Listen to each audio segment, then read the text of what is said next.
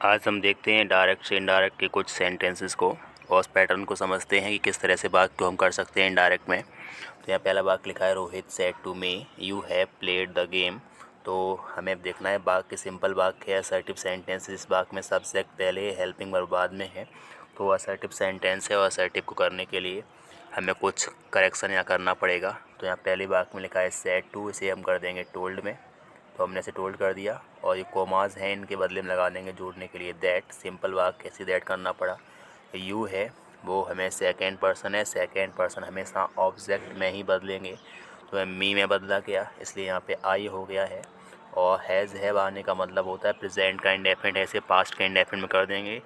और प्रेजेंट का परफेक्ट है तो पास्ट के परफेक्ट में, प्रेजेंट का कॉन्टिन्यूस है तो पास्ट के कॉन्टिन्यूस में, प्रेजेंट का परफेक्ट कॉन्टिन्यूस है तो पास्ट का परफेक्ट कॉन्टिन्यूस हो जाएगा।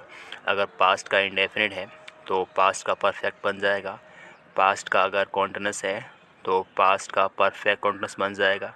अगर फ्यूचर में विल या सेल है तो वुड या शुड हो जाएगा। या कैन है तो कुड और मे है तो माइट। तो हैव का यहाँ हेड हो गया है और प्लेड द गेम। इस तरह से आंसर हमारा कंप्लीट हो गया है। तो इसका राइट आंसर बन गया रोहित टोल्ड मी, जोड़ने के लिए that I had played the game. तो बस सिंपल वाक्य में सेड टू था, उसे टोल्ड कर दिया गया, जोड़ा गया दैट से। और यहाँ टेंस को चेंज करना होगा और यहाँ पे सब्जेक्ट है, इसे देखना है। अगर फर्स्ट पर्सन से आई भी है तो सब्जेक्ट में चेंज करेंगे। और अगर यू है तो यू हमेशा जो पास वाला ऑब्जेक्ट है वहीं चेंज करना होता है। तो इस तरह से हमारा राइट आंसर ये बन गया। अगला देखते हैं she said to them I shall give him this book. तो इस बात को देखते हैं, यहाँ सब्जेक्ट आई पहले है, सेल बाद में। इसका मतलब ये भी असर्टिव सेंटेंस है। तो हमें जो सेड टू है उसे टोल्ड करना है। तो सी टोल्ड देम का देम बिल्कुल सेम कर दिया, कोमा के बदले में हमने देम दैट लगा दिया। तो सी टोल्ड देम दैट, आई बदला गया, फर्स्ट पर्सन है तो आई हमेशा बदलेंगे सब्जेक्ट में। सब्जेक्ट हमारा सी है तो यहाँ भी सी हो जाएगा, सी कर दिया है। और बिल सेल आने का मतलब होता है वुड या शुड। तो यहाँ पे जो सब्जेक्ट है वो आई या वी होता तो यहाँ लगाना पड़ता शुड। अगर यहाँ का सब्जेक्ट आई या वी नहीं है तो हमें करना पड़ेगा वुड। तो वुड हो गया, गिव का गिव कर दिया, him third person no change, him का हिम कर दिया। दिस का होता है दैट तो दैट कर दिया, बुक का हो गया बुक तो दिस का दैट, दिस का दोज, हेयर का देयर। इस तरह से हम कर सकते हैं। तो आंसर हमारा जो बना है वो हो गया है she told them that she would give him that book. Next देखते हैं he said to him can you help मी।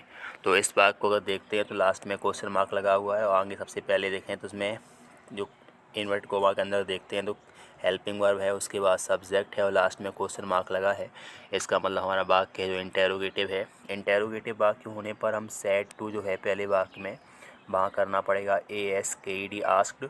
और वाक्य जोड़ने के लिए कोमा के बदले में लगाना पड़ेगा इफ़। और सभी नियम बिल्कुल शेष रहेंगे, वाक्य को असर्टिव ही बनाना है। तो हमारा वाक्य बना ही आस्क्ड हिम इफ़। यू हमारा सेकेंड पर्सन था तो यू हम बदलेंगे ऑब्जेक्ट में, ऑब्जेक्ट हमारा हिम है, इस हिसाब से यहाँ आ गया सब्जेक्ट ही। और कैन का कुड, तो ये ध्यान देना है विशेष, पहले हमें इफ़ लगाने के बाद सब्जेक्ट और सब्जेक्ट के बाद टेंस करना है। तो इफ़ ही कुड हेल्प, और मी बदला गया, फर्स्ट पर्सन है और ही में बदलेंगे। और यहाँ मी अपने आप में क्योंकि एक ऑब्जेक्ट के रूप में आया है तो हमें इस मी के हटा करके ही का ऑब्जेक्ट लगाना है, तो हिम हो गया इस तरह से यहाँ पे। तो हमारा राइट आंसर जो बना है वो हुआ है यहाँ पे he asked him if he could help him. अगला दिया है captain said to him why are you here today.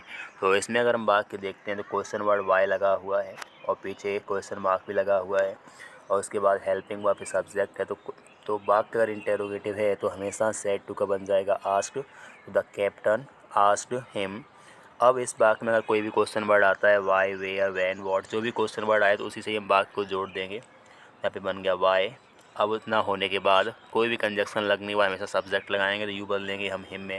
यहाँ बन गया ही और इस एम आर का वॉज वर और हेयर हो गया देयर, टुडे हो गया दैट डे। इस तरह से हमारा वाक्य बन गया the captain asked him why he was there that day. जब भी वाक्य क्वेश्चन वर्ड से आरंभ होता है वाई, वेयर, वैन, वॉट इस तरह शब्द से हैं तो उसी क्वेश्चन वर्ड से हम वाक्य को जोड़ देंगे और सेड या सेड टू के स्थान पे ASKED आस्ट लगा देंगे। और क्वेश्चन वर्ड से वाक्य जब जोड़ने के बाद जब इसे कंजक्शन हम बना देंगे तो कंजक्शन से बनने के बाद पहले में सब्जेक्ट लगाना पड़ेगा, उसके बाद टेंस को चेंज करके लिखना पड़ेगा। अगला है the teacher said do not sit here. तो इस तरह का वाक्य है, इसमें डू नॉट लग के आ रहा है। तो वाक्य में सबसे पहले डू नॉट लगा हुआ है और फुल स्टॉप में पीछे तो इम्परेटिव हो गया है। अगर यहाँ डू नॉट है तो सैड या सैड टू के बदले में आएगा फॉरवर्ड। अगर यहाँ पे प्लीज़ आ रहा है तो सैड या सैड टू के बदले में आएगा रिक्वेस्टेड। अगर यहाँ पे नेवर या ऑलवेज़ है तो सैड या सैड टू के बदले में एडवाइज्ड। इस तरह से हम कर देंगे। और टू से पहले जो हम देखते हैं टू से वाक्य जोड़ा जाता है तो नेवर या ऑलवेज़ आने पर टू से पहले हम नेवर या ऑलवेज़ को लगा देते हैं। अगर वाक्य क्रिया की फर्स्ट फॉर्म से ही प्रारंभ हो रहा है और इम्परेटिव है कि उसमें डू नॉट, प्लीज़, नेवर कुछ नहीं आ रहा, केवल क्रिया की फर्स्ट फॉर्म से वाक्य आरंभ हो रहा है और वाक्य में सेना का कोई ऑर्डर दिया गया है तो वहाँ पे कमांडेड का प्रयोग करेंगे। और अगर सामान्य सा अर्थ में देखें तो अगर सलाह है तो एडवाइज्ड और सामान्य आदेश है तो वहाँ पे ऑर्डर का प्रयोग कर देते हैं। लेकिन सेना का ऑर्डर होने पर वहाँ कमांडेड का प्रयोग किया जाता है। और इम्परेटिव वाक्य जो जोड़ते हैं तो हमेशा TO2 है उसका प्रयोग करते हैं। तो इस तरह से हमारा राइट आंसर बना द टीचर फॉरवर्ड FORWARD जोड़ने के लिए टू, फिर डू नॉट हटा देंगे तो सिट हेयर बन जाएगा there. The teacher forward to sit there. Next यहाँ पे है she said to him let us read a book. तो जब भी वाक्य में लेट अस आता है तो इसके बदले में करना पड़ता है हमें दे शुड। और सैड या सैड टू के बदले में करना पड़ता है प्रपोज्ड या सजेस्टेड और जोड़ेंगे दैट से।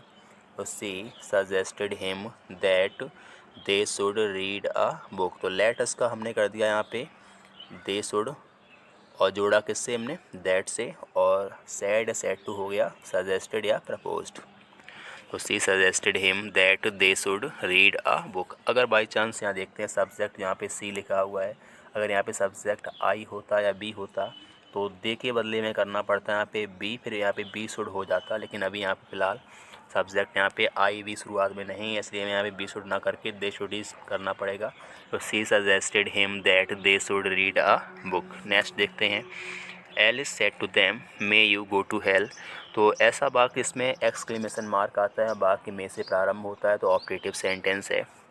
तो एलिस ने उनसे कहा may you go to hell, तुम बर्बाद हो जाओ, तुम नरक में चले जाओ। तो अगर इसमें आशीर्वाद दे रहे हैं तो सैड या सैड टू के बदले में करना पड़ता है ब्लेस्ड। शुभकामनाएं देने पर विश्ड लगाना पड़ता है। और अगर हम यहाँ पे आशीर्वाद के अलावा बात करें अभिशाप दिया गया है तो कर्स्ट का प्रयोग कर देते हैं। तो एलिस कर्स्ट सेड टू बुलाया कर्स्ट में दैम का दैम हो गया, जोड़ा गया ऐसे दैट से। ध्यान दें एक्सक्लेमेशन मार्क लगा हुआ है, दैट से जोड़ेंगे वाक्य को। और यू हमारा सेकंड पर्सन था तो यू हम बोल लेंगे दैम में, दैम का सब्जेक्ट होता है दे, यहाँ दे हो गया और मे बन जाएगा माइट गो टू हेल।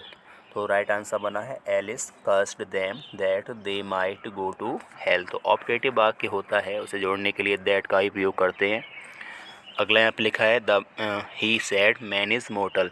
जब भी वाक्य में सत्य बात, ऐतिहासिक घटना, वैज्ञानिक घटना, भौगोलिक बात इस तरह की जानकारी दी जाए तो उसके टेंस को हम चेंज नहीं करते हैं।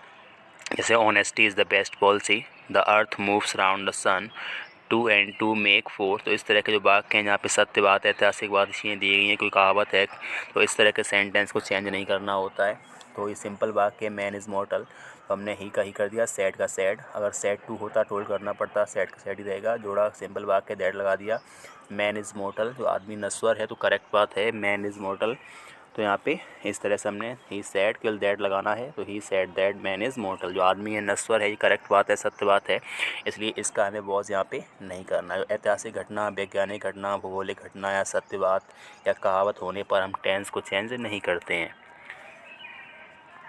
अगला यहाँ पे she said to the teacher please help me. तो वाक्य में आ गया प्लीज़, तो प्लीज़ आने पर हमेशा हमें देखते हैं इम्परेटिव वाक्य है तो यहाँ पे कर देंगे सेड के बदले में रिक्वेस्टेड, तो सी रिक्वेस्टेड। द टीचर लिखा है टीचर कर देंगे, जोड़ने के लिए टू लगा देंगे टू। और हेल्प लिखा है हेल्प मी बदल लेंगे, तो मी अपने आप में फर्स्ट पर्सन है और ये जाएगा सब्जेक्ट में, तो सब्जेक्ट है सी और सी का ऑब्जेक्ट बनता है हर। तो हमारा राइट आंसर जो हो गया है यहाँ पे she requested the teacher to help her. तो she requested the teacher to help her. अगला देखते हैं यहाँ पे he said what a nice day. तो जिस तरह के ये वाक्य देख रहे हैं यहाँ पे शुरुआत में वॉट लग के आ रहा है, अंत में एक्सक्लेमेशन मार्क आ रहा है, तो एक्सक्लेमेटरी सेंटेंस है। तो आश्चर्य होने पर एक्सक्लेम विद सरप्राइज और दुख होने पर एक्सक्लेम विद रिग्रेट या सौरो का प्रयोग कर सकते हैं यहाँ पे। तो हमने ही का ही कर दिया, सैड या सैड टू के बदले में एक्सक्लेम्ड विद सरप्राइज कर दिया। और वाक्य जोड़ना है हमें दैट से, दैट लगाने के बाद। अगर हम इस वाक्य को देखें तो इस वाक्य में कोई भी सब्जेक्ट हमें दिखाई नहीं पड़ रहा है। अगर सब्जेक्ट नहीं है तो अपनी तरफ से हमें इट वॉज इसमें लगाना पड़ेगा। अगर सब्जेक्ट नहीं है तब इट वॉज लगाना पड़ेगा। और व्हाट या हाउ आता है तो उसे वेरी में या ग्रेट में बदलते हैं। अगर वाक्य में एडजेक्टिव दिया है तो वेरी कर देंगे, अगर एडजेक्टिव नहीं है तो ग्रेट लगाना पड़ेगा।